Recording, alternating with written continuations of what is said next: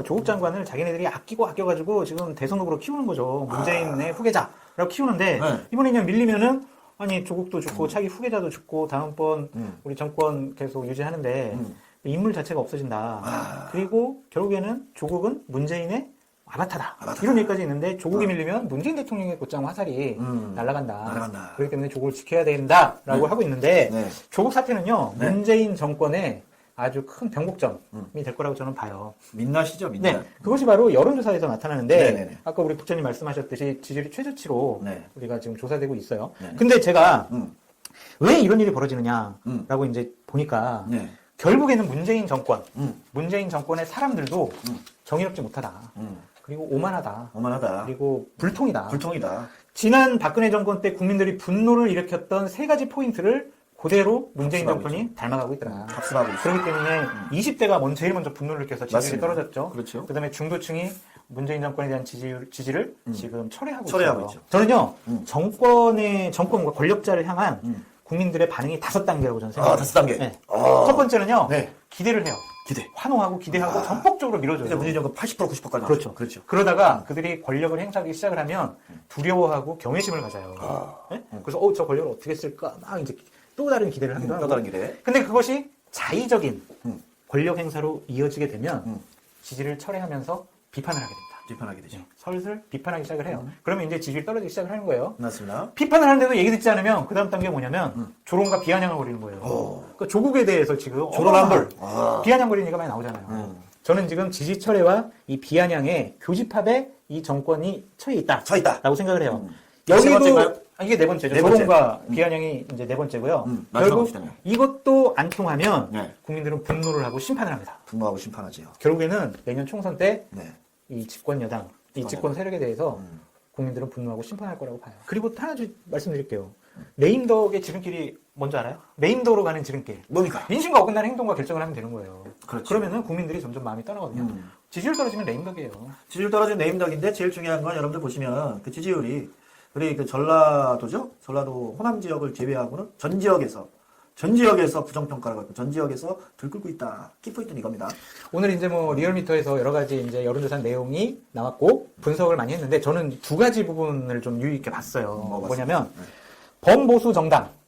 그 다음에 범야권, 범진보 좌파 정당. 이거를 총합을 내보니까 범보수가 40.1%. 그러니까 한국당하고 바른당, 우리공화당 합치니까 40.1%가 나왔고요. 범진보, 그다음 민주당. 정의롭지 못한 정의당. 그 다음에 민주평화당. 이런 데를 합쳐보니까 45%예요. 박근혜 탄핵당하고 이후에 정권 교체되고 난 이후에 가장 근접해 있어요. 가장 근접해 있네요. 딱 이제 5% 안으로 들어왔는데 이거는 아주 범보수 진영에서는 유의 있게 봐야 되고요. 자, 여기서 중요한 키포인트 중에 하나가 또 있죠. 정의당.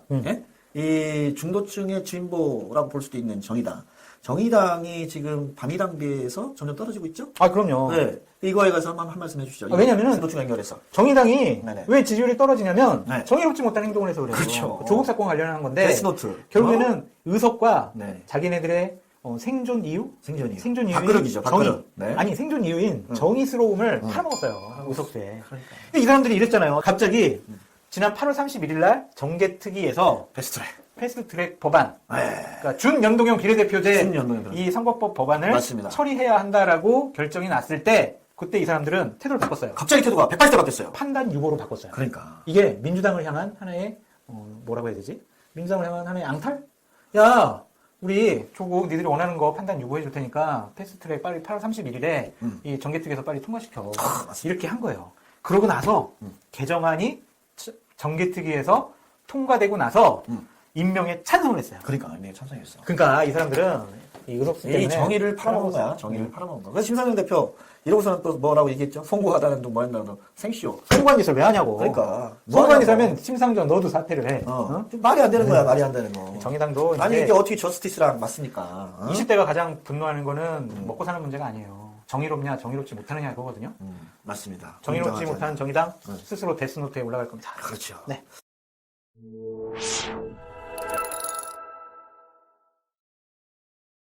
자, 이제 조국 장관이 검찰 조사를 받게 되면, 네. 지금 현재적으로는 사실 피의자 신분 아니냐, 이게 나고 있어요. 그렇게 봐야 되겠죠. 그래서 조국 장관이 검찰 조사 이후에 이 검찰은 어떻게 대응할 거라고? 검찰은요? 네. 조국 장관이 어쨌든 소환당하고 조사를 받게 되면 조국 사건은 어느 정도 일단락이 될 거예요. 그러면은 뭐 하겠어요? 이제 윤석열 검찰은 분명 이제 한국당으로 화살을 옮겨갈 거거든요. 지금 패스트트랙 때문에 58명이 지금 검찰 조사를 받아야 되잖아요. 네네. 이 부분을 어떻게 처리할지 봐주지 않을 거예요. 지금까지 이제 와 윤석열 검찰 정말 잘한다라고 지금 야당에서 박수치고 있는데 자기네들 조사한다고 니들 또 막 정치 검찰이냐고 욕할 수가 없잖아요. 부메랑이 돼서 돌아올 거라고 봐요. 부메랑을 될까? 네, 결국에는 윤 총장은 결국은 이제 검찰의 길을 정당하게 갈 것이다라고 하는 말이 맞을 수도 있겠네요. 결국에 이제 국민의 검찰로 거듭나는 네. 그런 모습을 취하겠죠. 그러면서 윤 총장은 이 윤 총장 대망론과 연결되지 않을까 싶은데 어떻게 생각합니까? 분명히 그런 얘기가 나올 거예요. 네. 가장 좋은 시나리오는 네. 이제 문재인 대통령이나 더불어민주당이 윤석열의 목을 치는 거죠. 네, 목을 쳐줘야죠. 나는 압력에 굴하지 않겠다. 나는 부정의한 일을 택하는 게 나는 검찰총장에게서 사퇴하겠다. 사표를 딱 던지고 며칠 동안 잠적을 해요. 국민적인 인기는 빡 올라가는 거죠. 대권 후보 1등 나올 것 같아요. 대권 후보 1등 나오죠. 이찬에 다 그냥 법대로 해버려. 윤 총장은 걸리는 거 없어요, 근데? 윤 총장은 사실 걸리는 게 저희가 한번 했었죠? 네, 했었는데 그게 어떻게 될지는 모르겠어요. 여당이 어떻게 될지. 네, 아무튼 그렇습니다. 자, 다음 질문 하겠습니다. 네. 홍준표 전 네. 대표가 연일 남영원 대표를 공격하고 있습니다. 네. 그 이유는 뭡니까? 저는요, 그냥 좋게 보고 싶어요. 자, 너는 지금 보수 야당의 아주 중요한 지도자다. 맞습니다. 근데 당신이 이런 의혹을 받은 거에 대해서 명확하게 해명을 하지 못하면 정치 공방이 되고 여당에서 계속 공격을 할 거다. 야당이 죽게 된다 이거죠. 그러면은 당신도 상처 입지만 당신이 원내대표인데 한국당 자체가 큰 상처를 받으니 빨리 해명하고 넘어가라. 전 이렇게 좋게 해석하고 싶어요. 우리가 나경원 원내대표를 뭐 비판하는 거랑 똑같은 거죠? 그럼 잘내라고 비판하는 거죠. 우리가 뭐 나경원 대표 잘못되라는 건 아니고요. 맞습니다. 근데 오늘 어차피 얘기를 했어요. 뭐 이중 국적자 아니다, 원정 출산 아니다라고 얘기했는데 조금 의심스러운 부분이 있어. 그래요? 이중국적. 이거는 어떻게 이게 본인이 나 이중국적자야라고 얘기하지 않는 한 다른 사람은 안 할 수가 없어요. 제가 볼 때는 또 이거 갖고 누군가가 또 제보를 해서 뭐 하나 분석해보고 자 이거 과태말라 이중국적자다 뭐 분양하려고 그러면 이렇게 나올 것 같아요. 저는 생각에 템포롭게 나올 겁니다. 네, 일단 제일 중요한 건 이 여당의 물타기, 여당과 진보 좌파 언론들 물타기죠. 물타기에 사실 또 이 보수당이 넘어갈 가능성이 큰데. 그래서 나경원 원내대표가 뭐 문재인 대통령 자녀, 그 다음에 저 조국 자녀, 황교안 자녀, 본인 자녀들 특검하자고 했는데 그거 좋은 것 같아. 그 문재인하고 조국 자녀들이 그 특검 조사를 안 받더라도 황교안하고 나경원 자녀들만이라도 특검 조사를 그냥 자진해서 받았으면 좋겠어. 대대. 그래 자신 있게. 그래서 그냥 명확하게 해명하면 되죠. 그래. 깨끗하다면.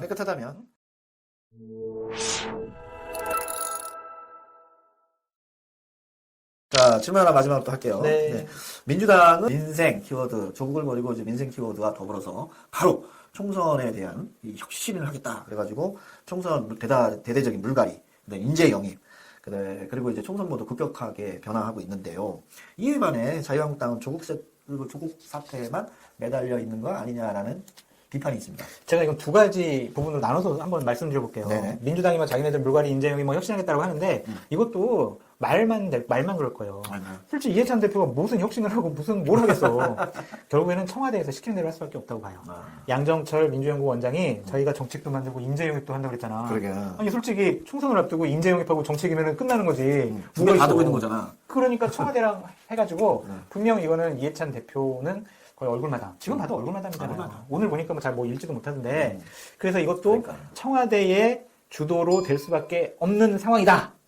라고 저는 평가를 해요. 결국 뭐 비문 물갈이 뭐 이렇게 되겠네요. 그럼요. 왜냐면 이게 정권이 막 그 어려움에 처할수록 우리 사람 챙겨가지고 똘똘 뭉쳐야 된다라는 생각이 강해져요. 그러니까 옛날에 박근혜 정부 시절에도 친박만 내세워가지고 그래가지고 망했어요. 이정현 그 대표를 옹립을 했잖아요. 결국 그걸 망했습니다. 그러니까 이게 역사로부터 정치인들은 뭘 배우지 못하는 것 같아요. 왜 안 배우는지 몰라. 똑같이 해. 과유불급이야. 과유불급. 그래서 이제 민주당 같은 경우도 생각만큼 잘 진행되지 못할 거다. 분명히 반발하겠죠. 권력은 당연히 싸우게 돼 있어요. 네네. 주도권 다툼을 하고 그거에 좀 문제가 있다고 보여지고요. 네. 한국당 같은 경우에는 이제 어제 일요일 날 황교안 대표가 이제 스티브 잡스 흉내내면서 뭐 정책 발표를 했는데 입술에 또 이런 얘기가 있더라고. 뭐요?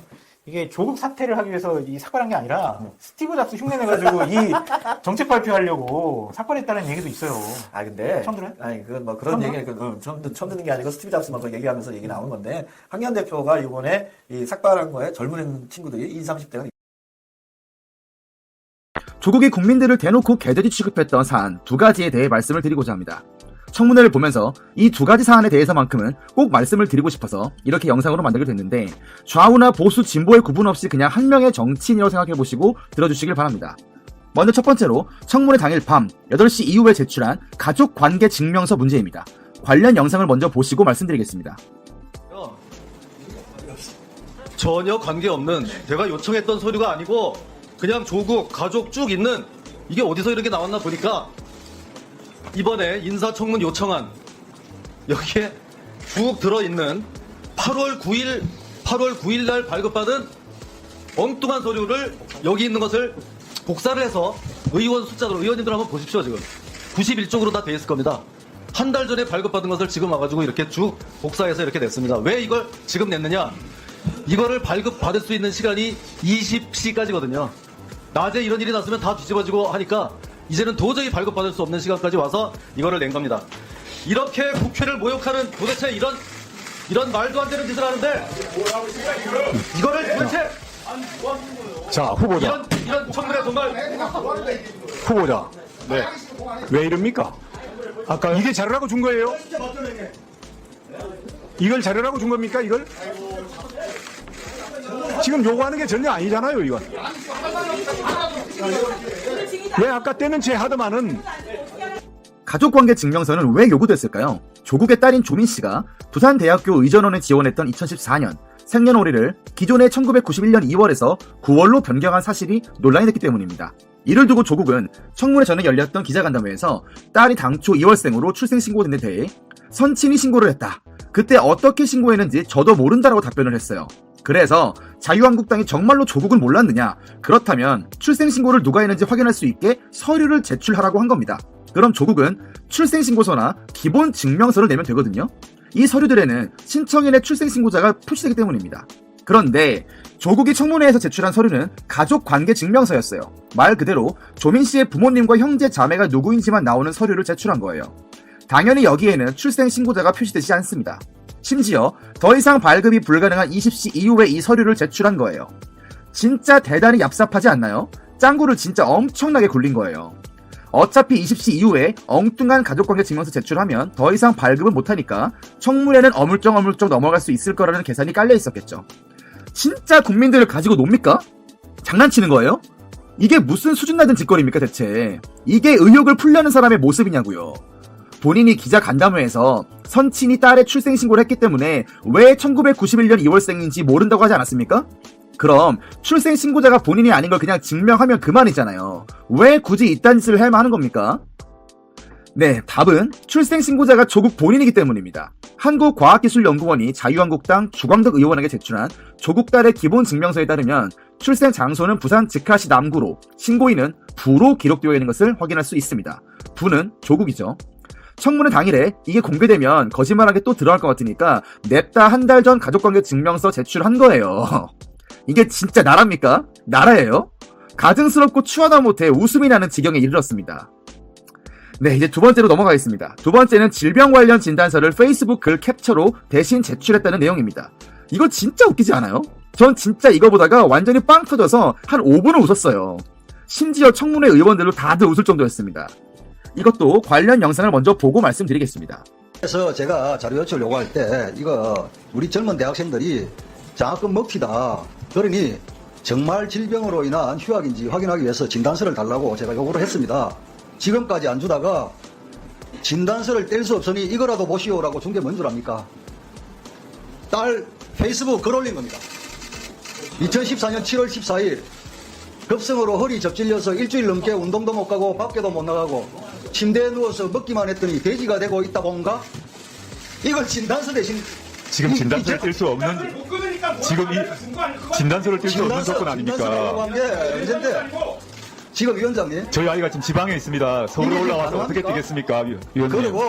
그리고 낮에 진리를 했고 이거 서울대 대학원에 보관이 되어 있을 거예요. 그러면 진작 우리가 자료 제출 요구할 때 그때 서둘렀으면 낼 수 있는 거예요. 그러면 진단서를 끊을 수 없어서 못 내겠다고 애들이 페이스북에 올려가지고 침대에 누워서 먹기만 했더니 돼지가 되고 있다 뭔가 이걸 진단서 대신. 자, 간략하게 요약하면 내용이 무엇이냐? 조국의 딸이 서울대 환경대학원 2학기 재학 중인 10월 학교 측에 병원 진단서를 제출하고 휴학을 했습니다.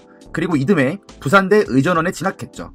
당시에 조국의 딸이 장학금을 받은 상태에서 휴학을 해야 했고 병원 진단서 없이 휴학을 하기가 불가능했기 때문에 자유한국당에서 진위 여부를 확인하기 위해 병원 진단서를 요청한 것이죠. 그런데 조국이 뭘 제출했는지 보셨죠? 지금 보고 계시는 딸 조민 씨의 페이스북 글, 이걸 진단서 대신 증거로 제출한 거예요. 진짜 역대급 코미디입니다. 진짜 이거 대한민국 정치사에 길이길이 남을 거예요. 진단서 대신 제출한 게 급성으로 허리 접질려서 침대에 누워서 먹기만 했더니 돼지가 되고 있다 본가. 그랬더니 조국이 한다는 말이